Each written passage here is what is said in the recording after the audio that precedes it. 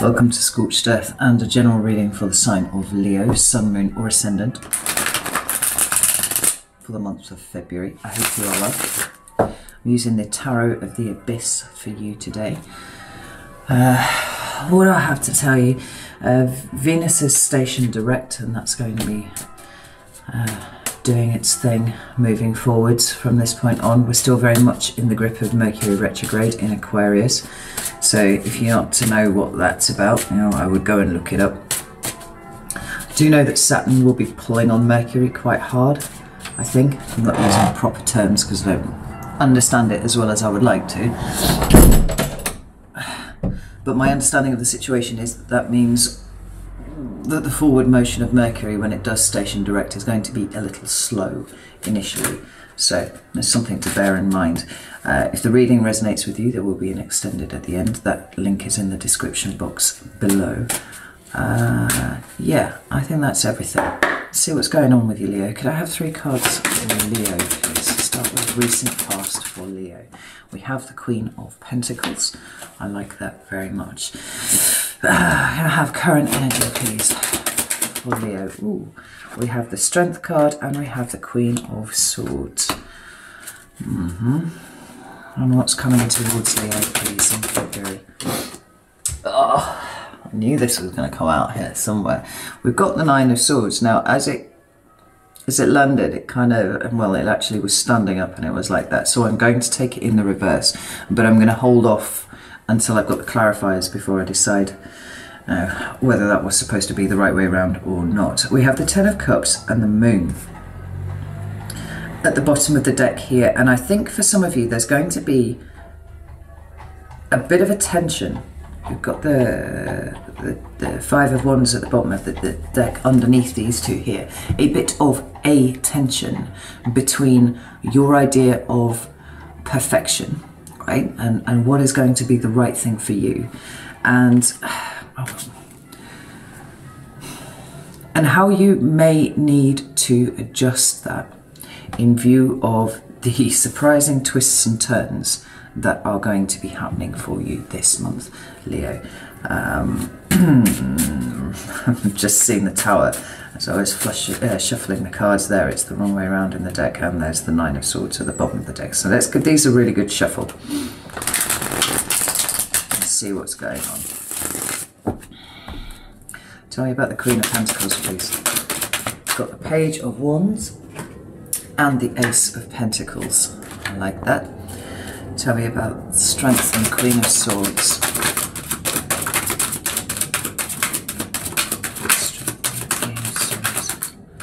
Oh wait. Tell me about Strength and Queen of Swords, please. Oof. We've got the Six of Wands. We've got the Star. And we've got the Wheel of Fortune. I knew it. I fucking felt it. Right, tell me about the Nine of Swords, please. We've got the Eight of Wands and the Four of Swords. Interesting combination. What do we have here at the bottom? Death. It's all changed this month, Leo. And for a lot of you, I think that this is the changes that you have been expecting. But like I said, there's the distinct sense that I got as I was starting to pull the cards out was that it's not going to go as you planned, right? Now, this doesn't mean that it's going to go wrong. It does mean that it's going to be challenging for you. It's going to be challenging for you, but underneath that is the Nine of Cups. What you're being asked for at this time is to remain strong, remain resilient, but also remain flexible, remain fluid, right? We spoke a few times last year, Leo, about hyperfixating on things. I know there's somebody sobbing in the comments, but I like hyperfixating. It really made me cackle because I just nailed my feelings about that altogether as well. But there was a stagnancy to your energy last year, right? And it's not because you weren't doing what you were supposed to be doing, because you were supposed to be sitting with it being still, you were supposed to be sitting with it being frustrating, and then you were supposed to be dealing with all of the feelings that came up from that. And I think, I don't know if I speak for the Leo collective here, but I certainly felt a shift last week, and I don't quite know what it was, but perhaps it was in anticipation of this. I tend to find I have the jump on the energy about a week or two in advance. But I think it's probably happened for most of you because of the cards that we've already got down here on the table. Now, in your recent past, we have this Queen of Pentacles, this Capricorn energy that is dealing with the ways in which we nurture ourselves and invest in ourselves, right? So she's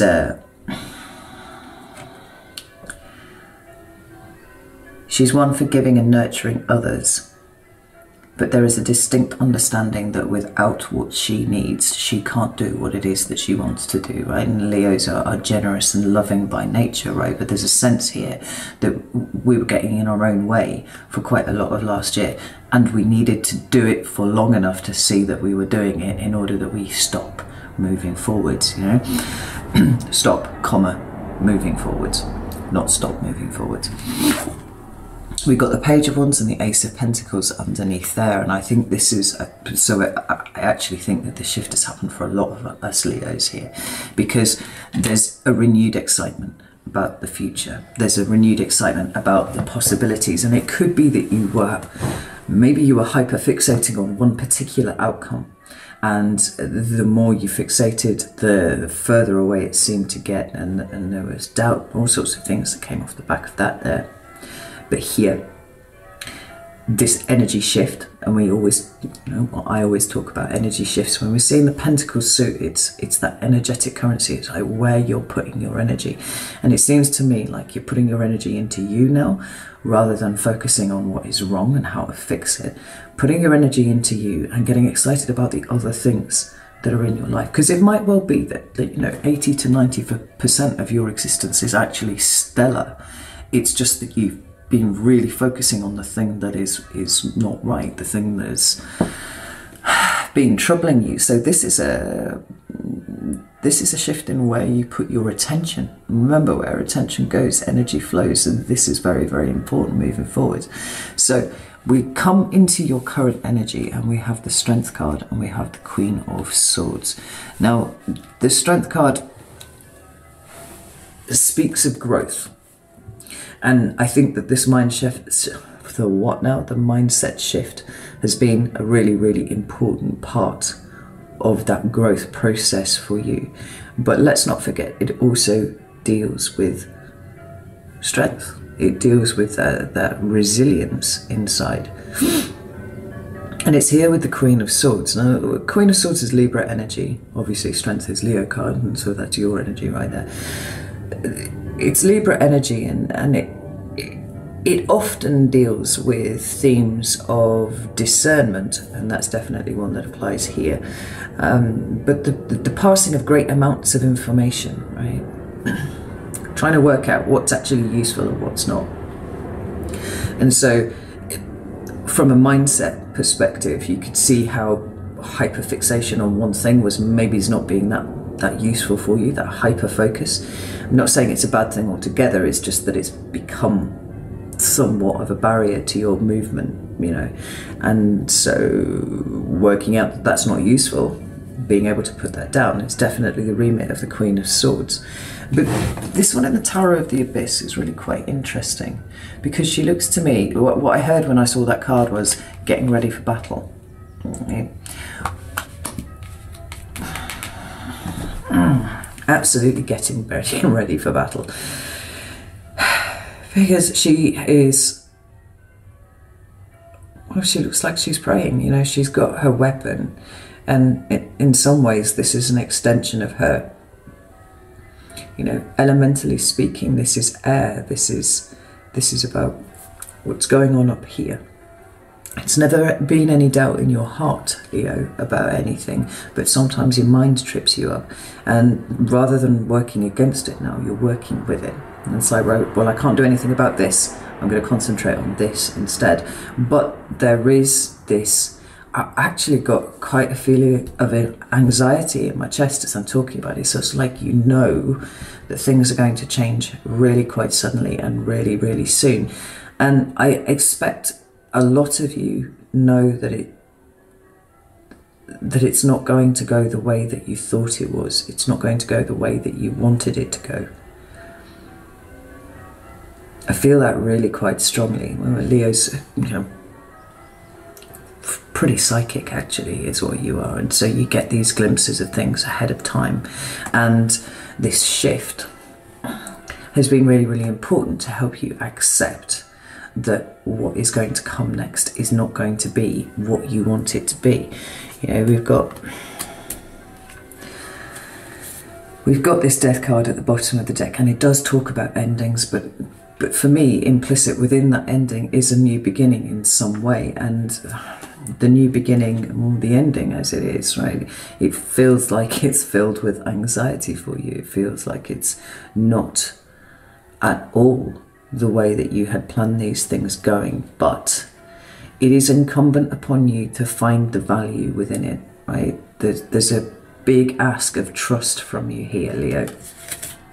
Trust that, you know, something bigger than you is looking out for you, and where you go next is going to be better than where you are now, and it actually will be better for you than where you wanted to go to. That's a big thing to ask of you, and a few weeks ago you may not have been as comfortable with that as an idea as you are now. I still don't think that you're particularly comfortable with it, but I think that there's a level of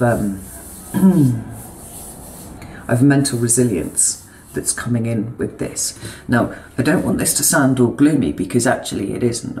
The fact that the Nine of Cups is there is absolutely mitigating the Nine of Swords, but it's almost like you choose, right? You can either be desperately upset about this, you can, you know, you can be filled with anxiety, you can be afraid, you know, completely afraid of what this means for you moving forwards.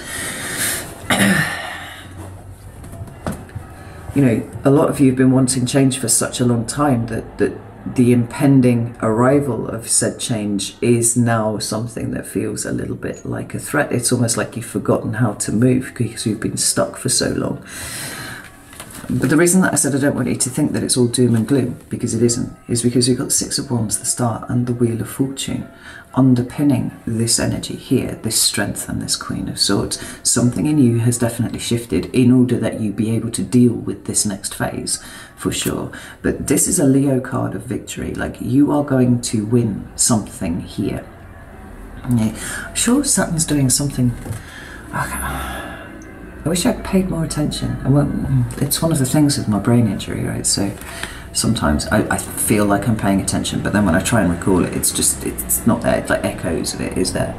I should write it down and make notes, but I know that Saturn was kind of hammering the shit out of Leos who were born in the particularly in the second week of August. So if that applies to you, that's something to be aware of. And that energy starts to dissipate towards the end of February. If I recall correctly, it sort of was a thing for Leos in the first week of the sign.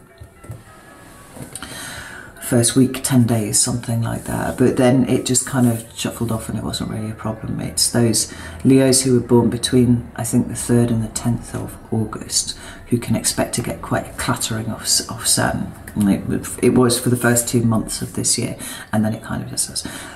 The later Leos will find that they're kind of struggling on and off with things of a Saturn-type nature for the rest of the year.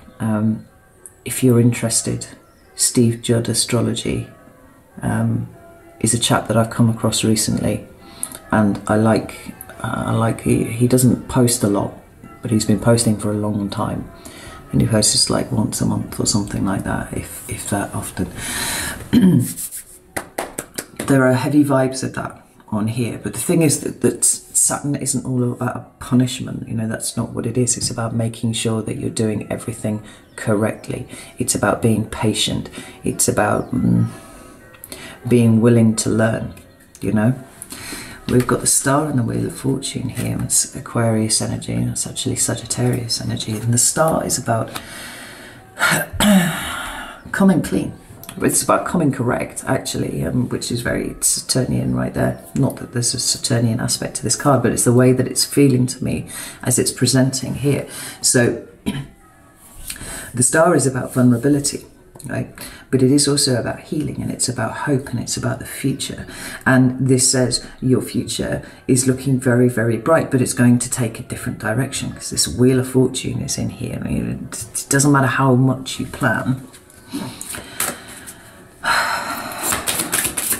Bigger forces than you are going to have their way. So we've got the Ace of Wands, which is nice. It's always nice to see that when we've got a card that speaks of an ending in some way, as the Death card does. We've got the Page of Cups here as well. Oh shit. Yeah. We've got the Eight of Pentacles, and we've got the Temperance card, right? So there's a whole glut of cards here.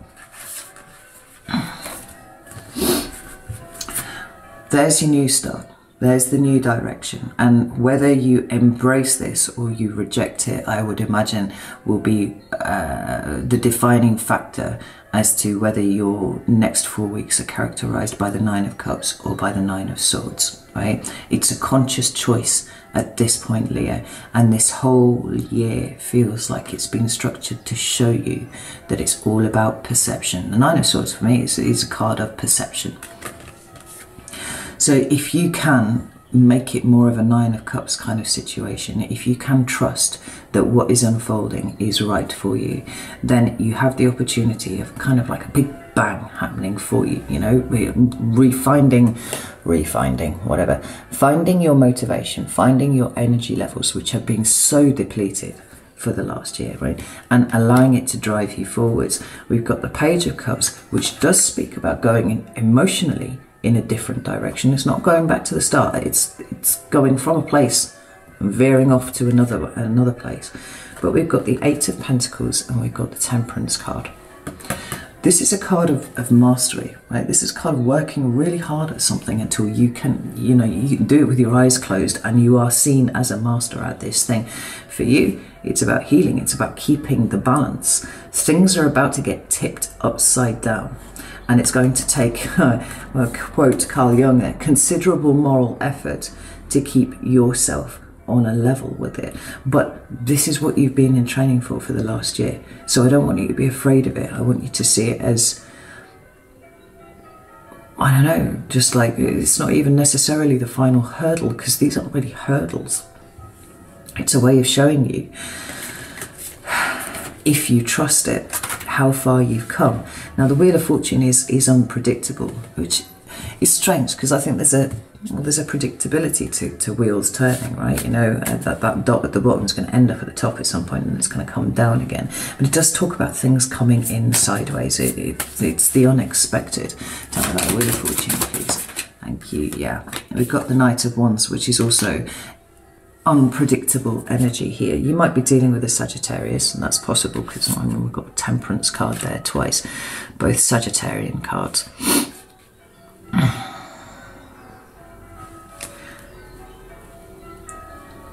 And it can speak to, you know, spontaneity and things like that, but it really is that kind of energy that you are required to roll with at this point. Like, don't try and fight it, don't try and resist it. We've got the Mother of Wands at the bottom of the deck here with the Four of Swords. Right?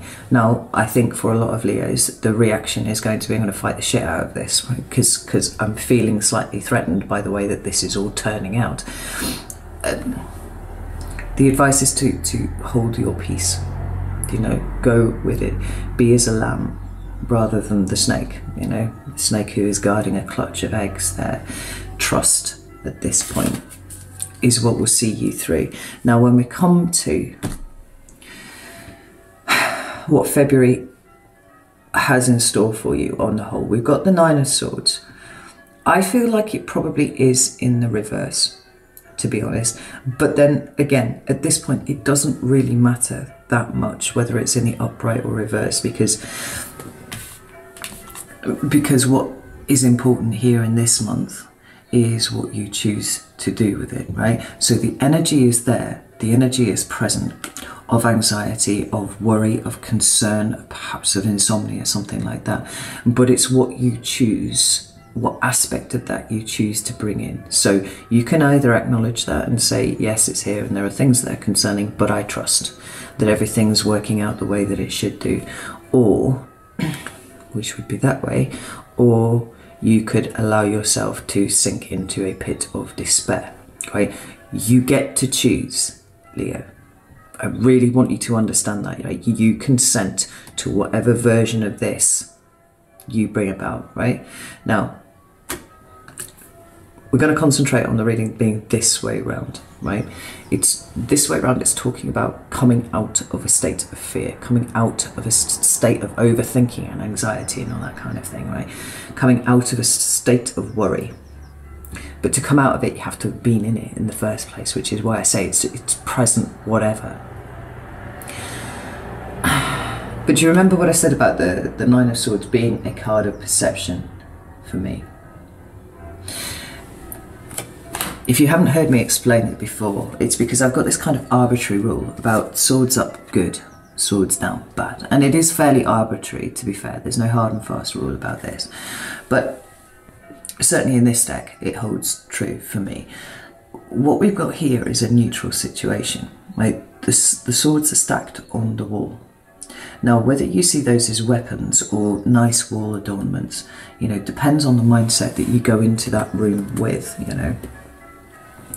The Nine of Swords often says that what we're worrying about doesn't have a basis in reality, not a real one. I mean, it's the middle of the night and we all know how big and scary things feel in the middle of the night compared to when the full force of the sunlight is in the room in the afternoon. You're like, gosh, how could I have been so scared of that pair of jeans thrown over the back of the chair there that looked like some big, you know, mongly monster? That's ridiculous. But you know that in the middle of the night, on the next night, you might well feel the same thing about it, right?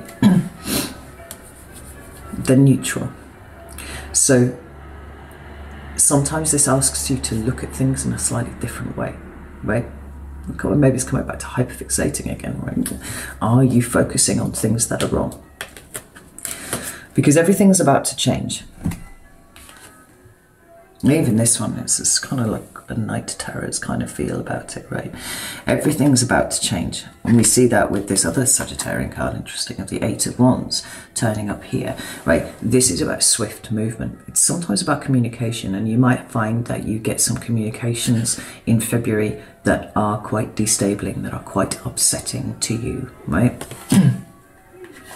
But it's also a card of momentum for me, right? These wands are already in the air. Like, they've already been launched. What happens is in February is that they are landing here. Do you know, see how the trajectory has them all, you know, they've already done their arc, they're on the way down and they're about to strike ground for you. They're about to come into your consciousness, and you are asked to remain peaceful no matter what comes up in February for you. Remain peaceful. Your mental and emotional state is exceedingly important this month, this whole month. Now, you know that I don't subscribe to the cult of positivity, and I don't say remain positive at all times. Like, that's literally runs entirely contrary to the way that I read. It's the way that I approach everything, right?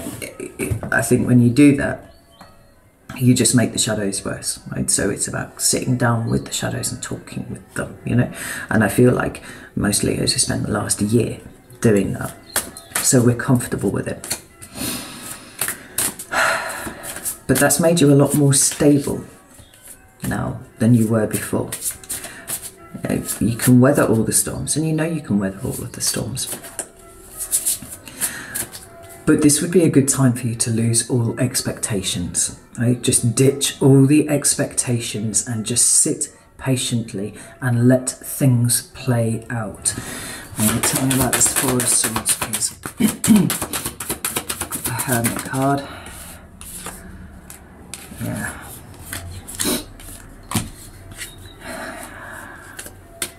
We've got the Five of Pentacles at the bottom of the deck, and the Nine of Wands and the Sun. It might feel in some ways, I don't know. It may feel like you've lost everything at one point, except that you haven't. Right? You haven't, and that might be a perspective thing. Right, so it might be you can't have that thing that you set your heart on. That, you know, that situation that you wanted isn't going to transpire in the way that you thought it would, and so then, you know, you could act like the world has ended and everything's gone wrong and everything's fucked, but it isn't. You're just being asked to maintain that resilience for a little bit longer, because there you are peeking out behind. There's the sun. There's the card of positivity, but it comes via here. Good boundaries, and some of you need to not be too worried about what other people think on this situation, but also resilience, right? I'm sorry that it's challenging. I really am. As a Leo, I'm also very fucking sorry that it is challenging. Nevertheless, keeping your counsel this month would be a good thing. You know, and when things come up that make you feel very uncomfortable, sit with those. Like, don't try and push them away. Don't get overwhelmed with the magnitude of the shifts that are occurring this month, right? Sit with them, yeah, and balance them. Balance out how you feel about them, because if you don't, it looks like things could get an awful lot more rocky, to be honest. That Five of Swords, indicating a defaulting back to old thought patterns, and you're beyond that now. Like, this whole year has been about sorting all of that out, sifting all of that, and now it's going to get tested. So whether, like I said, this change brings in you a sense of the Nine of Swords or the Nine of Cups. Right? And some of you might be saying, well, Carrie, how the fuck do I find the Nine of Cups in a situation like that? Well, it's trust. The Nine of Cups isn't just a card of being happy. It's a card of taking responsibility for your emotional state, and that is never more vital than when everything feels like it's going to shit around you. The good news is that this is all.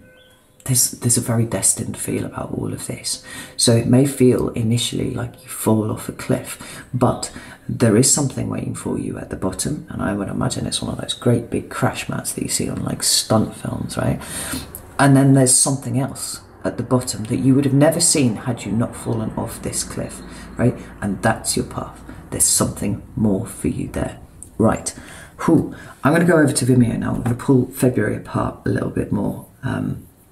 See what we can get from it. So if you would like to join me for that, the link is in the description box. If not, I totally understand, that's fine. I will be back for the mid-months in a week or two. Stay strong, stay resilient, but stay peaceful. You know, that peaceful energy is really, really important for you. And try not to focus on everything that's going wrong, right? Focus on the fact that here finally is the change, is the shift that you have been wanting. And it's going to take you where you need to go now. And it's not where you have been. And it's not actually where you planned on going either. So, okay, right. Know that I love you all very, very much. And I will see you soon.